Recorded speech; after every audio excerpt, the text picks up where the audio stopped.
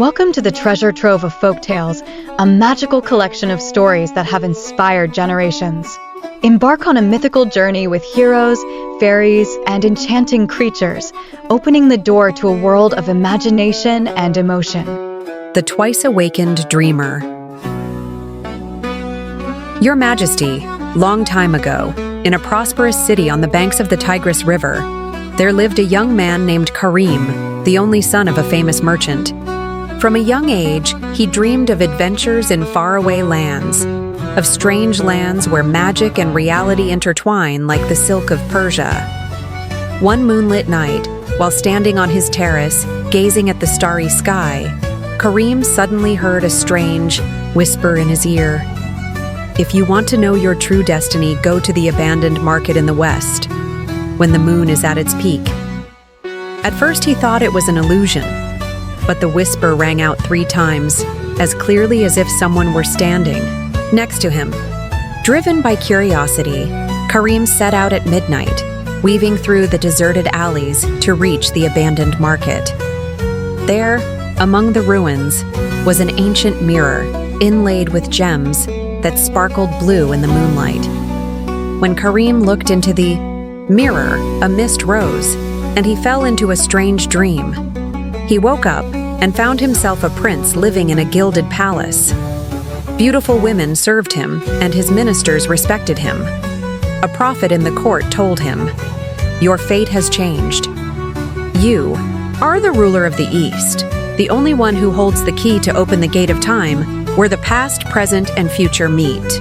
He lived in this world for 10 years, through many battles, many intrigues, and fell in love with a princess named Zuleika with eyes of jade. On the wedding day, when he gave her the wedding ring, suddenly a bolt of lightning tore through the sky. Karim woke up and found himself lying again in the abandoned market, still holding the ancient cracked mirror in his hand. The moon was still high in the sky. It was as if nothing had happened. Karim returned home, bewildered, with a feeling of unease. His feelings for Princess Zuleika were still intact. From then on, he was no longer the same, quiet, thoughtful, and often sleepwalking, calling her name. A few months later, while walking in the palm groves of the south, he met a blind hermit sitting in a circle of ancient symbols. He said, "You are the one who has mistakenly crossed the boundary of dreams. You have fallen in love with a figure not of this world, but you can see her again, if you dare to wake up one more time." He gave Karim a bottle of green water and said, "Drink it at sunset, in front of the old mirror." Karim did as he was told. When the last rays of the sun disappeared behind the horizon, he drank the water and looked into the cracked old mirror. This time, the light from the mirror flared up like a broken star.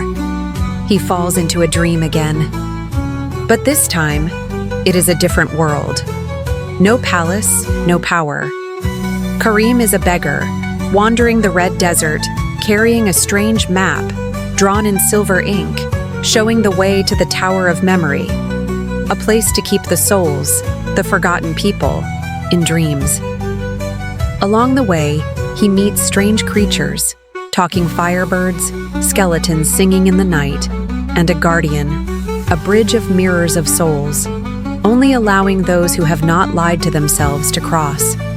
Karim overcomes all challenges and finally meets Zuleika again.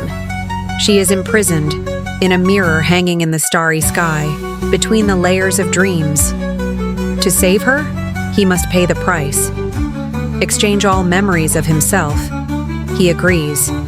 When his lips touch the mirror, she melts into the light and embraces him. Then everything collapsed. The desert, the ancient tower, the stars, all rolled together. Karim woke up again, but this time in a completely different place, in an ancient temple covered with green moss. On his chest was a ring with the name Zuleika engraved on it, and next to it was a small knife inlaid with amber, something that only existed in dreams.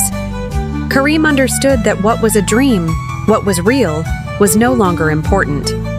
Each time he woke up, he entered a deeper layer of destiny. The dream was no longer a place of escape, but a door leading to his true self, a traveler between realities. From then on, Karim became a wandering storyteller, traveling everywhere, recounting what he had seen, felt, and loved, like a recorder, the secret of the world of dreams for posterity. Scheherazade smiled mysteriously and continued, "And if, Your Majesty, you think that Karim's journey between dreams and reality is strange, then wait until tomorrow night. When the full moon hangs over the palace roof, I will tell you about a horse that does not need iron hooves, does not eat grass, but can fly across the sky, across the ocean, and even through time. It is not just a horse, but a secret of the ancient sages where magic meets wisdom, and also the beginning of a love affair, both magical and dangerous."